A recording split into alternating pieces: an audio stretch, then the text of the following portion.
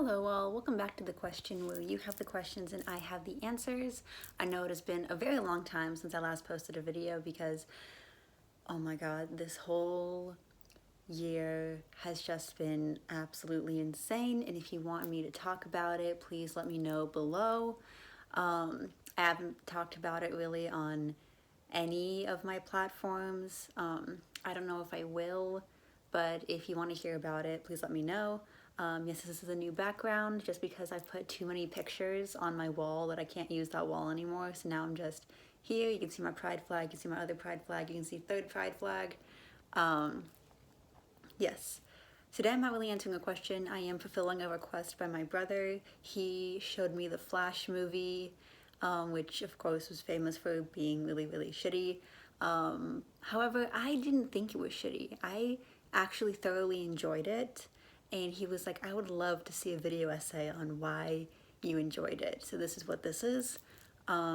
If you are new, I do random reviews as well as political analysis, historical analysis, religious facts. I do basically anything if people ask me to do it. I try to upload once a week when I can. When I go to school, I don't post basically just because I don't have time. And also, I have been doing this on my TikTok, which I will link in the description of this video. But I have been helping to raise money for a man named Ekrima Nabil, whose family is currently trapped in Rafah. By raising this money, we are helping them be able to pay to cross the border into Egypt or pay to just get out of Gaza. If you don't know what's been happening there, Israel has been blockading aid as well as bombing different areas in Gaza in order to try and flush out Hamas as well as return the hostages. However, they've done this with complete disregard to civilian life, which is the majority of people in Gaza and Rafah, and it has led to an unprecedented amount of loss of life.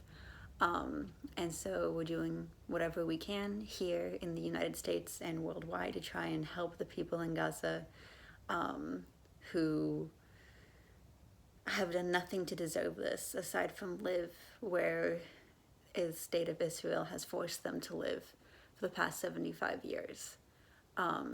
So I'm also going to be linking his GoFundMe in the description below as well.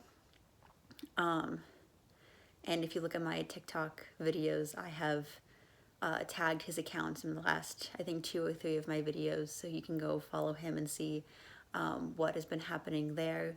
So far, we've been able to get 1 ticket for 1 family member to get out, but the rest of his family is still there, and I believe that includes his sister, his cousins, and a few others. So yeah, if you're new, please subscribe, share, and without further ado, let's get on to the video.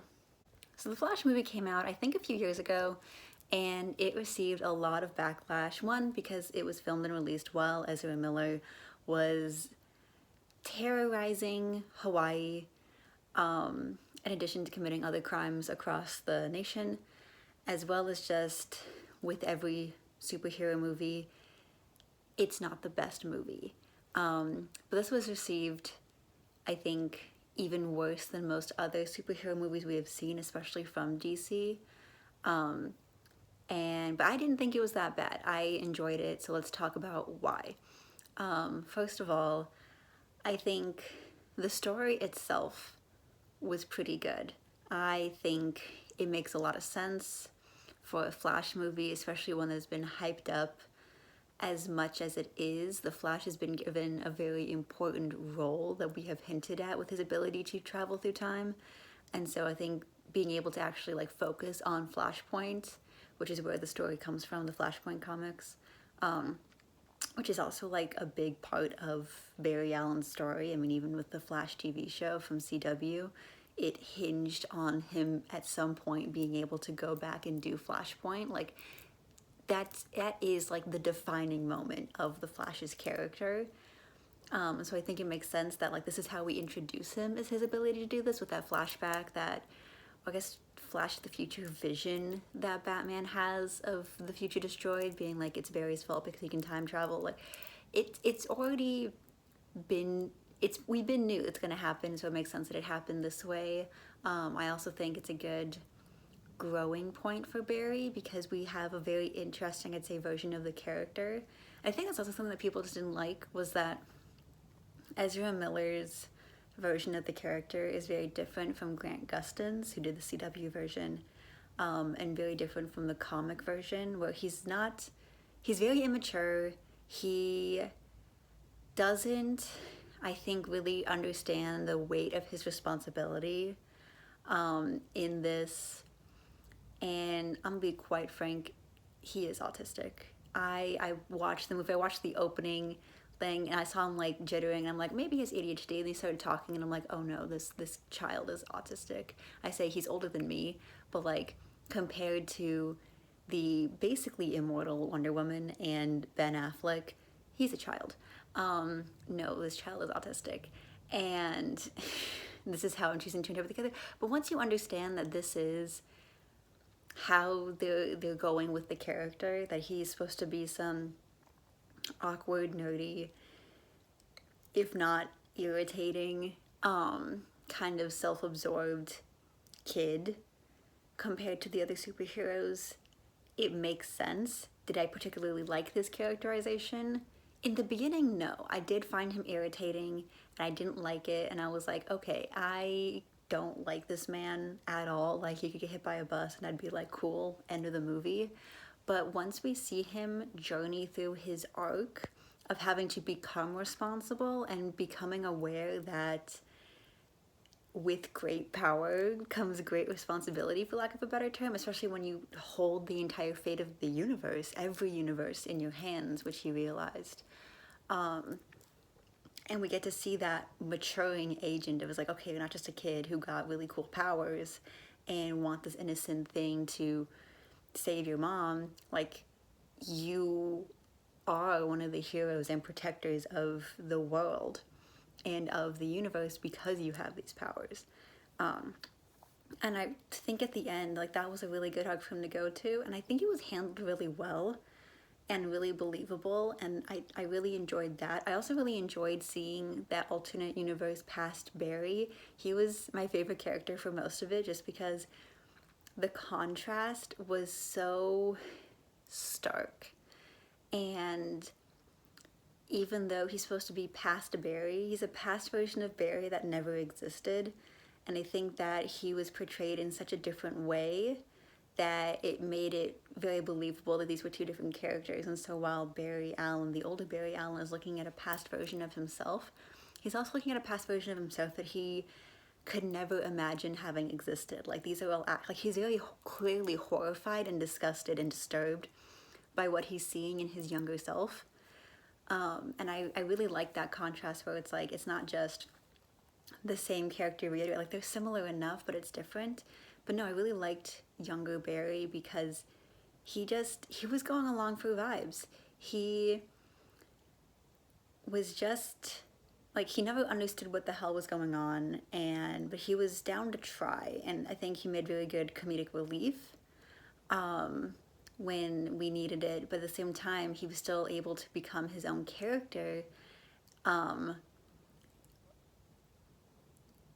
But also, I think his growth and his coming into his own character wasn't rushed. Like, it wasn't drastic enough, and we see that very similarity between him and Barry with his whole, like, descent into villainy arc when he becomes the Reverse Flash, or when he would have become the Reverse Flash, that it all comes from this pain and helplessness, which is the very same thing that led Barry to start this entire cycle in the first place, and that pain and helplessness is something that sticks with both versions.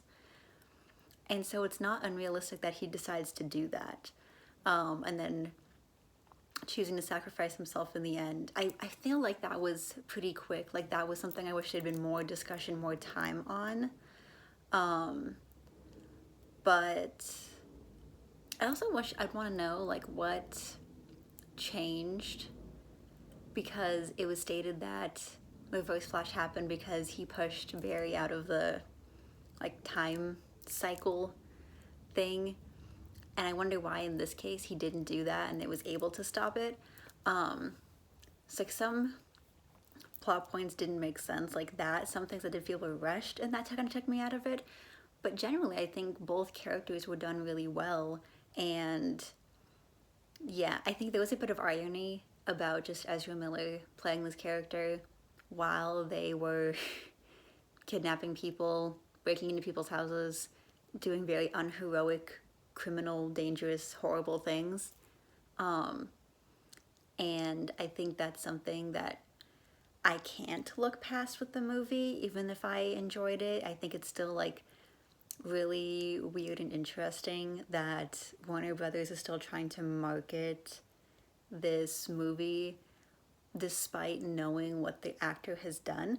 And I think that's something that we really need to be thinking about. I know, especially now, with this block out to support Palestine and Gaza, people are blocking and deciding not to support celebrities because of their ethics. And this is kind of a new, more, I think, more radical term of like canceling, of just like not giving them your attention at all. But I do think it's interesting that like this isn't just like allegations or like past tweets. This is like they're on record, like on video, committing actual crimes. And not only did Warner Brothers not sever that relationship with Ezra Miller, but continue to put them in a superhero movie, of all things. That I think is still weird, and that's something I can't look past. But I won't deny that it was good. I enjoyed that, and I think that Ezra Miller, despite everything, is a good actor. It's just unfortunate that like I can't really watch anything that they do now knowing what I know about them. Something else I really liked is the way that they configured the different multiverses. And I think it is kind of like a fuck you to Marvel, who also did the multiverse thing first. But also, I think it's something that we haven't considered before, and I think it's really smart, the way that it was explained, because they did it in order to get around the like grandfather paradox, where it's like if you go back in time and kill your grandfather, you won't be able to go back in time and kill your grandfather because you wouldn't have existed to do that. And the way that I understand it and the way I explained it to my brother, because it made sense to me, is that you go back in time and you affect something, but like you, in order to prevent the paradox, it's kind of like the timeline self-corrects and adds in realistic ways for that to happen without you having to go back and do it. And so then if one thing self-corrects, then you have to self-correct other things in order for that to continue to happen. That's how it changes both the future as well as the past, because now the past has to self-correct itself in order to make sure that this happens fluidly without interference. So, like for example, Bailey goes back in time to save his mother, to put that tomato can into his mother's basket. However, we know he can't have been the one to do that, because if he changes the timeline, as he realized later, then he wouldn't have gotten his powers, and he wouldn't have had the powers to go back in time and save his mother. He also wouldn't need to save his mother because she would already have been saved. So he can't have been the one to go back in time to do that. In order to do that without disrupting or without creating a paradox, it kind of filled in. So like he didn't put the tomato can in her bag, someone else did, or it fell in, or like, but then, you know, it's like, okay, this person went and put a tomato can in this random woman's bag for why? Like, you had to create new motive, change that person's timeline, change everything back, and so that everything happens naturally. And I think that is how you get these like completely diverging timelines from the past as well as the present. Like it creates echoes in both because it's trying to self-correct to prevent that paradox, which I think is really interesting and not something that I've seen a lot of places consider before. So I really thought that was really cool. I also really loved Michael Keaton in that. I did think it was funny, just the whole like opening fight scene. I said to my brother that I would have thought it was really funny if instead of Michael Keaton, it was, oh, what's his name, who voices Lego Batman and also BoJack Horseman. I don't remember, but I can picture him in his mind. He also does the Reese's Peanut Butter Cup commercials, but him, because I think he embodies that vibe so much more. But I understand Michael Keaton, he's a bigger draw. Also now we get the meme of like, oh, he did Batman and Beetlejuice in the 80s, now he's gonna do it again. No, I thought he was really good. I thought his arc was really good as well. Also just the like sheer chaos of like, yeah, I'll strike this kid with lightning. No questions asked. Like, he was just kind of down for anything at that point, and I fuck with that. I also loved Kara so much. I loved her character, and I'm so sad that we're not going to use that actress anymore in the DC extended universe, because she slayed. She completely killed it. I love just the balance of her alienness and her like non-emotive, which I think is interesting perspective, because I feel like aliens have emotions too, and so I think it's really weird when we get aliens, especially ones that like we know the civilizations are so similar to humanity and to Earth, that are just like non-emotive, because like that's, unless your culture or society is built around that non-emotiveness, which we know Krypton isn't, at least we have known Krypton not to be. We didn't actually get much into what Krypton was like prior to Kara, because she died. And so we don't get to know, but I think just like that's such a weird take. But I think it does highlight how like alien she is.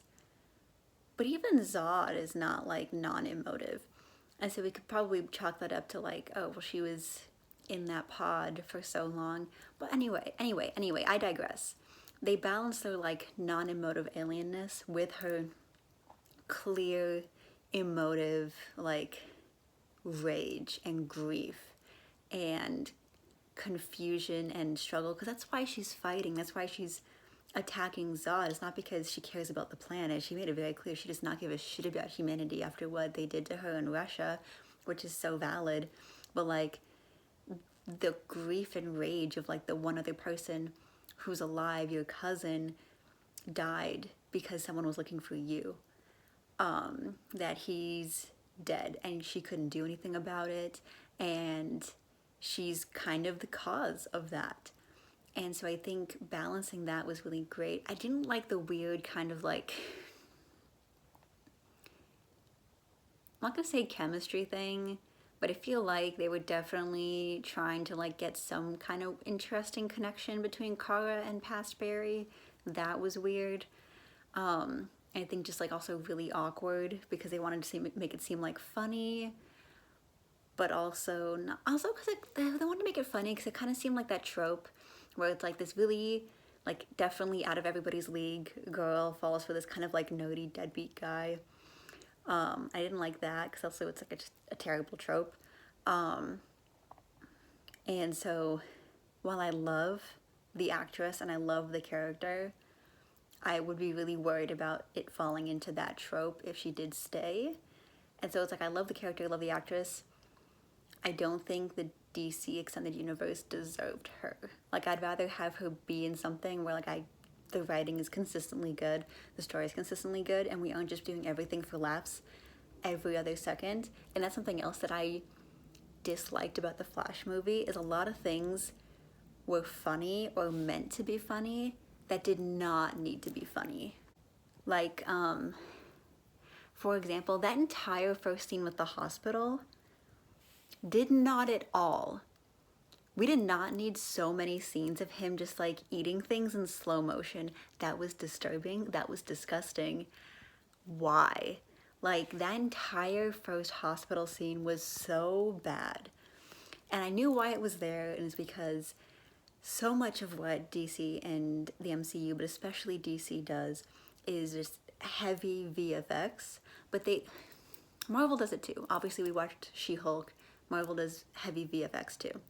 However, they choose to highlight it in different ways because Marvel will just go all out with a bunch of powers, special effects, giant monsters. But what DC has started doing are these slow motion, cutscene almost feeling shit with powers, or like all of somebody's costume is going to be made up of VFX, which also bothered me was that both Barry, I think as well as Ben Affleck, Batman's costume was made up of VFX, and it was very obvious because it was done really poorly and it was very distracting. But we saw this with Black Adam, where like every time that one Hurricane Girl's power was used, like we went into slow motion to highlight the VFX effect of her powers. And it's like, cool, it was cool the first time. We don't need this every single time she uses her powers. Like, it just detracted from the pacing of the movie. It felt like a video game cutscene that led to nothing because it didn't add to the plot at all. And we see all this with Barry as well. It was like anytime he used his power, we got a slow motion VFX highlighting what he was doing. And a lot of time, like, I get some of it was to fill space, like him being upset after looking at who inhabits his old childhood house, and he starts running, and then it transitions into him breaking into the Speed Force. That makes sense. However, it felt overdone because this was like the third time in the movie they did it, and so I was more annoyed with it rather than appreciating like the tonal shift of the placement of it. But that whole hospital scene was weird. The babies were clearly fake and they looked weird. He didn't need to be like eating 3 different things. We didn't need to be watching him eat 3 different things. You could have just had a whole like, oh, he's hungry. Oh, there's a vending machine. 2 seconds later, maybe he's surrounded by rappers. Like, I didn't need to see him shoving that much food into his face in slow motion with really poor VFX. I just didn't. Same thing. We didn't need, I think, so much of the tried comedy or forced comedy that was in the hospital scene. Like, that's a really serious scene, and I don't know why we tried to make it less so. As well as just like some of the dialogue was weird, some of the interactions were weird. I can't name anything specifically. Oh yeah, the whole weird like, I know what sex is on a conceptual level. I did like Wonder Woman's lasso of truth. I did appreciate that. But back to Batman's costume, Ben Affleck Batman's costume. I'm so certain that cape was VFX, and it was so distracting, his entire like chase scene. I just kept commenting, I'm like, why did they need to do that to the cape? Like, it looks so fake. His costume was bad. His costume looked really bad, in my opinion. The suit itself was cool, but the cowl and cape just didn't match it. And I think they're trying to reference that older with like the navy blue as well as the like emotive kind of like scrunched face and whatever. But it didn't work. It didn't work at all. And I think that it was stuff like that. But once again, that's not specific to the Flash movie. That's something that we see a lot in all, like, not even just DC, but also Marvel, that they don't have a good grasp on who their audience is. And so you get this weird amalgamation of like, oh, it's romantic, oh, it's action, oh, it's comedy, because we're trying to get as many people as possible to watch it, but instead you get a movie that really doesn't know what it is, and really awkward dialogue, really awkward pacing, really awkward stuff like that, where it's like, you did not need to put so much comedy into it, like, at all. we would have been fine. We really would have been fine. I will also say, with the whole romantic part of it, there was no reason for Iris West to want to date Barry Allen whatsoever. Like, I went and sung Barry's praises for his growth and whatever. He cannot talk to women. He gave her no reason to want to date him whatsoever. He fumbled every single interaction with him whatsoever. Like, not even like just he attempted and failed. Like, he just, without even trying, failed. Like, he had negative negative social skills. He said absolutely nothing, I would say, semi-appealing, kind to her whatsoever. Like, he didn't acknowledge or give her the time of day, really, in their conversations. He was too often in his own head thinking about the Flash, his parents, whatever, which he's entitled to do. These are big things in his life. But she just kept trying and was like, you should ask me to dinner. Why? What? And she's a grade A reporter, you know, she has her degree, she's fucking gorgeous. I'm like, and you want this mess of a human? It did not seem realistic to me for this to happen. Like, he tried none at all for this. And I think that also bothered me, was that, like, there was no chemistry at all between these two characters. Not even just between the actors, between the characters. No written chemistry at all. And somehow that still happened. And that bothered me, because we really didn't need it. We did not need to get this aspect when it clearly was not the focus of it, you know? Like, we could see her, like, trying to support him. We could see it being a reporter. We didn't need the, oh, date me. Because, like, why, ma'am? Why? You could have had anybody, and you chose this fool. For what reason? And I think my final critique with the movie was because I already said I didn't like the excessive use of VFX, the AIing or VFXing of actors. Something that my brother and I also didn't like, because if you get to the end, you see all the different, like, universes colliding, and this is not new. This is something that DC has done with CW show, with other shows. However, with those other shows, they used real actors or archival footage of real actors. They didn't try and VFX or AI these actors, and I know that there's been a lot of debate around the ethics of AIing actors. With Chadwick Boseman, they wanted to AI him for the second Black Panther movie, and the family was like, no, this is disrespectful, like, don't do that. And generally, yeah, like, I feel like it is kind of disrespectful, especially if you don't get family permission to AI someone. Also, like, does the family receive compensation for the work that you're making, like, their dead relative do? But they did use, like, a lot of AI to AI dead actors, which was just really disrespectful. Also didn't need to happen. Once again, you could have used archival footage, and if anything, people probably would have liked that more, or in my opinion, you probably could have just used animated footage, because people would love references to animated shows or animated movies with these characters, because animation is, through no fault of its own, a dying art, because it's not as prioritized anymore. And of course, we know Warner Brothers is one of the people not prioritizing them. And so it would have been really awesome to see them hiring these animators, or at least giving credit to the animated shows, which DC has always been great at and has been the main medium through which people have perceived DC, until Warner Brothers decided to try and compete with Marvel and Disney. So I think if we are going to be, like, looking back at different legacies, like, we referenced the first Superman TV show, we referenced the first Flash TV show, like, you could have used archival footage and, like, credited the actual creators, or you could have used, like, the Justice League Friends, or, like, any other old animated, or, like, Superman the Animated Series. People would have loved that. Or Justice League Unlimited, like, people would have loved seeing that. And so I think, like, going to, like, if you really want to do this for fan service, which most times this is wanting to do fan service, that's when they bring back these old kind of footages or actors, is to like do a cameo because they know fans are gonna love it. Like, use actual clips. People will love it a lot more. It's also way more ethical and probably costs a lot less money than making a really shitty AI version of a person. That being said, this is what bothered me as well.